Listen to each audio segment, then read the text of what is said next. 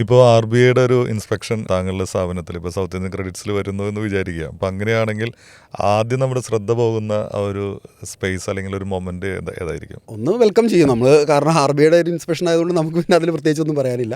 പക്ഷേ എനിക്ക് തോന്നുന്നതെന്ന് വെച്ചാൽ നമുക്ക് ആശങ്കപ്പെടേണ്ടതായിട്ടുള്ളൊരു കാര്യം, അല്ലെങ്കിൽ നമുക്കൊരു ഇന്നത് പെട്ടെന്ന് ശ്രദ്ധിക്കണം എന്നുള്ളൊരു ഇതിലേക്ക് അങ്ങനെ ഇല്ല. കാരണം എപ്പോൾ വേണമെങ്കിലും ഇവർ വരാമെന്നുള്ള ബോധ്യത്തിലാണ് നമ്മൾ നിൽക്കുന്നത്. പിന്നെ ISO സ്റ്റാൻഡേർഡുള്ളൊരു കമ്പനിയാണ്. അപ്പം തികച്ചും എനിക്ക് തോന്നുന്നൊരു 90% വളരെ കറക്റ്റായിട്ട് തന്നെ പോകുന്നത്. അപ്പോൾ വന്നിട്ട് എന്താ പറയുക, ഇതിലേക്ക് ഇപ്പം നാളെ വരുവാണ് എന്ന് പറയുമ്പോൾ എന്നാൽ ഇത് ചെയ്ത് വെക്കുക, ഇത് കറക്റ്റ് ആക്കണോ എന്ന് പ്രത്യേകം ശ്രദ്ധ കൊടുക്കേണ്ട കാര്യമില്ല. പക്ഷേ എങ്കിലും ഓവറോൾ നമ്മൾ ഇന്ന കാര്യങ്ങളൊക്കെ ചെയ്യണം എന്നുള്ളൊരു ഡയറക്ഷൻ എന്തായാലും പോവും. അത്തരം ആശങ്കകൾ ക്രെഡിറ്റ്സിനില്ല. കാരണം നമ്മളത് എപ്പോഴും പ്രതീക്ഷിക്കുന്നുണ്ട്. കാരണം ഇവരെപ്പോഴാണ് വരുന്നത് എന്നൊന്നും പറയാൻ നമ്മൾ മുൻകൂർ ഒന്നും നോട്ടീസൊന്നും അയക്കില്ല. ചിലപ്പോൾ വന്നാൽ വളരെ നല്ലതാണ്, കാരണം വരുന്നത് നമുക്ക് നല്ലതാണ്. പിന്നെ എവരി മന്ത് ഇവർ റിപ്പോർട്ട്സ് നമ്മൾ അയച്ചു കൊടുക്കുന്നുണ്ട്. 3 മാസം കൂടുമ്പോൾ ഓഡിറ്റ് ചെയ്തിട്ടുള്ള ഓഡിറ്ററുടെ സർട്ടിഫിക്കറ്റുള്ള റിപ്പോർട്ട്സ് നമ്മൾ കൊടുക്കുന്നുണ്ട്. അപ്പോൾ വരുവാണെങ്കിൽ നമുക്ക് അത്രയും സന്തോഷം. RBI വന്ന് ഇൻസ്പെക്ഷൻ ചെയ്ത് പോയി അവരുടെ സർട്ടിഫിക്കറ്റ് ഓക്കെ എന്ന് പറഞ്ഞാൽ നമുക്കത് കൂടുതൽ സന്തോഷം.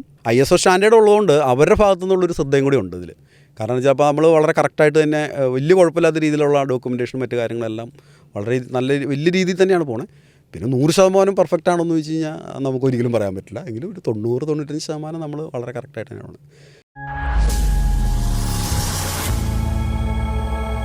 ഉയരെ ചെറിയ കഥകൾ, വലിയ ഉയരങ്ങൾ. A talk show that inspires.